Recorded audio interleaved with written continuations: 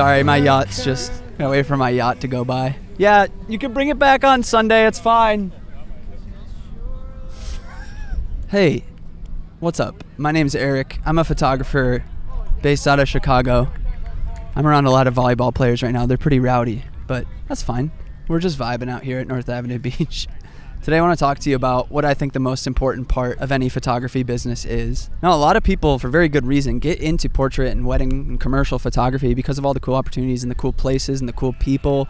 And I don't want to discredit that. All that's amazing. I've been able to do that, go to other countries, all across the states, meeting really cool creatives, working with incredible commercial clients, all that good stuff. But the reality is, not everybody can just always do cool things with photography. It's just kind of this ethereal world that we believe in on Instagram. We see other people always posting the highlight reel of, the cool projects they're doing, the cool places they're going, the elopement that they're shooting, the commercial client that's a dream, all those things that make you want to compare yourself and feel like I need to be there someday.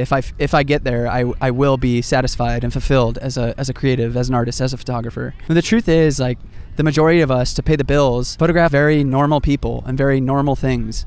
And the truth is, that's okay. You don't have to have all that extravagant stuff. All right, story time, bring it in. Once upon a time, I went to a workshop in Brooklyn to improve my photography skills, to learn from a bunch of photographers that I saw on Instagram who I thought were living crazy, luxurious lives, traveling to different countries and states and photographing really cool couples and going on all these adventures. And one of those people was Jonas Peterson. He talked about how he had shot over 50 weddings that year and how that year was the most miserable year of his life. He really kind of stripped down what it meant to serve clients and to be there for clients, no matter what your perspective is on what you get to do as the photographer. Benj Heish was another photographer that was there, and he talked about your why and the purpose behind why you shoot weddings. That was specific to me as a wedding photographer, what the purpose was and the legacy of the images that you create for your clients. Those experiences radically shaped who I was as a photographer at that time, because I went into that workshop wanting to be something I wasn't and feeling really bummed out that I wasn't booking the kind of stuff that I saw other people booking. That workshop just wrecked me and made me realize that, like, it's actually not about me at all. It's about them. And if I come alongside them and have empathy for them and what they're doing, my clients, I'll enjoy it so much more, and I'll see the beauty in what I'm photographing. And so Josh and Lindsay were the next wedding after this workshop, and I was actually kind of not looking forward to it for the selfish reason of it being a very quote-unquote normal wedding. And with this new perspective going in, I was looking for the nuance of emotion, connection with family members, and actually telling a story from that day. And I was astounded at how much emotion I saw and was able to capture. And I don't feel like I would have done it the same justice had I not had that newfound philosophy and mentality. It really just kind of changed the game for me moving forward and realizing, and I constantly have to realize and reset my thoughts on this, that it's not about me. It's actually about them. And the more I make it about them, the more sustainable and enjoyable it actually is for me, because there's no expectation of me doing and cool things and being the cool guy. It's rather just showing up for my clients and experiencing all the beauty that unfolds no matter what the circumstance is. People frequently ask me, how do you not burn out of shooting weddings and shooting portraits? And the reality is, you have to look through new eyes every time. You have to look through your client's eyes.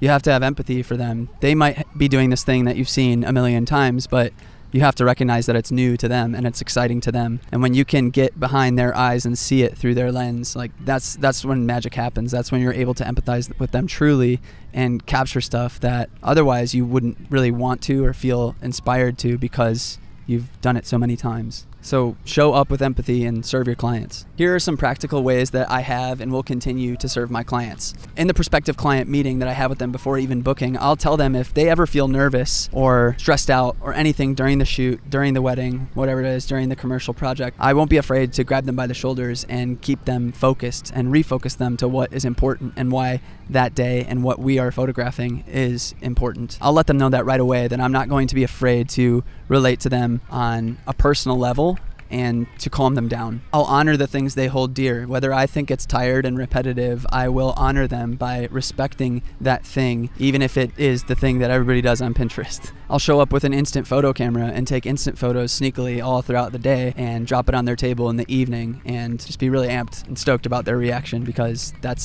something that's very, very special to them. Maybe put their song on a playlist and play it during portraits on a Bluetooth speaker and see their shock and amazement that you were intentional because you saw the timeline in their first dance song and you put it on the playlist during portraits. Or even just to ask them about their relationship and to reflect on it while you're taking portraits when they're stepping away from all the chaos of the city or their reception or all the busyness that you're shooting.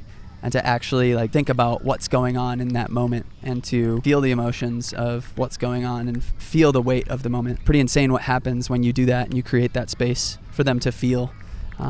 And the emotions you can get out of that and be able to capture are profound. I have a handful of weddings that I'm going to be doing this fall, and there are a few things that I want to start including to serve my clients more. I want to make slideshows for them when I deliver their photos, and I want to give them 3 free prints when I deliver their gallery. And that's done through Pic-Time, and they're sponsoring this video. The reason I love Pic-Time so much is that they give you options like this to serve your clients even more outside of just the wedding day. Like, it's really easy to show up and be empathetic if you're intentional in that way, to step out of the way, get your client water, hold their bags, any of that stuff just to serve them well on that day. But even more so, giving them an experience where they can look through their gallery and watch a slideshow and watch it to music and feel the emotions of the photos that they felt in those moments. It's oftentimes when you connect with your clients in this way and serve them and give them that kind of service with your photography that they'll want to buy stuff from you, that they'll want to give back to you when you deliver a gallery. So something else I want to include this fall is the Rolling Publish app, which offers an early bird discount when they get their gallery for prints, as well as the gallery backup system, which offers them the ability to keep their gallery live and viewable over the course of years to come, just at a small monthly fee of like $5.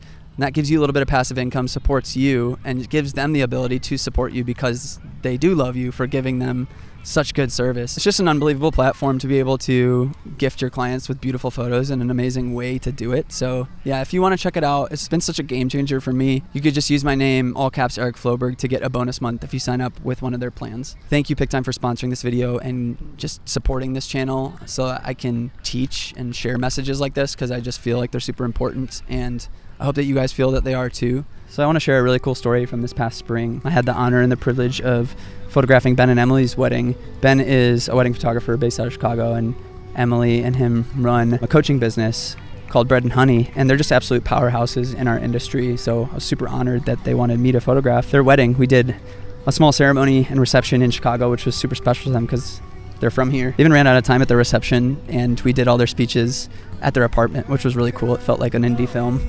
And Mike was along filming, and you might have seen their film on my channel already. A few days later, we all went to Sedona, where they went on their first trip together about a month into dating. And the place is just obviously super special to them because that's where they told each other that they loved each other for the first time. And there was just so much of their history wrapped up in Sedona. So we took portraits there. They stayed at the same hotel they stayed at on that first trip. We took portraits around the hotel, and then we scoped out this spot that was just really epic, looking over the valley. And through this process of getting to know Ben and Emily even more, I was friends with them before I even shot the wedding, but Mike and I got to know them even more, got to know their wedding party, and specifically Brett, his best man. We found out that Diet Coke was something that was really special to Ben.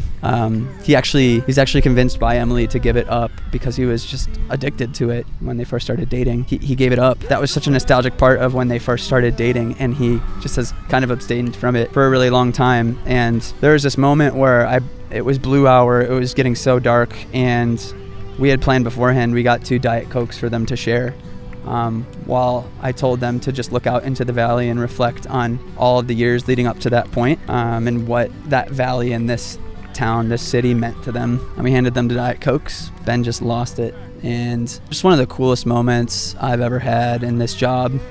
That kind of intentionality, and just going just that, I mean, we literally went to a grocery store and picked up 2 Diet Cokes, and that's all it took to make that moment insanely special for them. And Ben that evening told us that that was like one of the top 3 moments of his life, was experiencing that. Yeah, I don't know, it's just kind of beyond words. Really, just what I want to share in this video is that you can learn all the technical things you want. That's great. You could be a proficient photographer technically. At the end of the day, I don't know, it's so sustainable and fulfilling to go the extra mile for the people that you're serving, your clients, and doing things that just leave a profound impact on them. You can only imagine what that extra little bit does for marketing for your business, and the opportunities and the people that you get to work with from that point when you have that kind of intentionality in serving your clients. I hope that helps. I hope that inspires you to keep going after what you want to get after in your photography business. If this message really resonates with you, it's super helpful if you like videos like this to push it to more people, or even just to like text this video to a photographer friend. If you feel like it might impact them as well. I love teaching this stuff. This is one of my favorite things to teach in photography education. So thanks for listening, and I hope you're having a wonderful day, and I'll see you soon.